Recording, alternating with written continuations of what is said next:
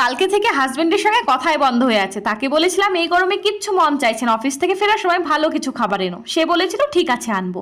আমি ও রান্নাবান্না না করে তার অপেক্ষায় পেটে খিদে নিয়ে বসেই আছি। সে আসবে আর আমরা একসঙ্গে বসে খাবো। এদিকে রাত্রি 9:30 বেজে যাচ্ছে, সেও আসছে না। অপেক্ষায় থেকে থেকে দেখি 9:45 নাগাদ বেলের আওয়াজ। তাড়াহুড়ো করে গেট খুলতেই বড় একটা প্যাকেট সে আমার হাতে ধরিয়ে দেয়। কিচেনে গিয়ে প্যাকেট খুলে ঢালতে গিয়েই এ কি, এ তো কাঁচা মাছ, তুমি এত রাত্রে মাছ কেন এনেছো? সে বলে তুমিই তো বললে ভালো খাবার আনতে, তুমি তো মাছটাই বেশি ভালোবাসো, তাই নিয়ে এলাম। হে ভগবান, আমি বলেছিলাম রান্না করা খাবার আনতে, রান্না করার জন্য খাবার আনতে নয়। রাত্রিবেলায় তো খাওয়া দাওয়া মাথায় উঠেছিল, মনটাও দুজনেরই খারাপ, কিন্তু আমি আবার বেশিক্ষণ রাগঝাল করে থাকতে পারি না। তাই ভাবলাম ও তো মাছের কাটলেট খেতে ভালোবাসে, ওটাই বানিয়ে ফেলি, ওরও মনটা ভালো হয়ে যাবে আর কথা বলার একটা সুযোগ পাওয়া যাবে। হ্যাঁ, যেই মাত্র কাটলেটের প্লেটটা ওর হাতে ধরিয়েছি, আরে কি খাবার খাবে একটু বুঝিয়ে বলবে তো, কাজের চাপে মাথা ঠিক থাকে না যে। চলো করো। তার শত পছন্দের খাবার হলেও প্রথম বাইটটা সে কিন্তু আমাকেই দেয়।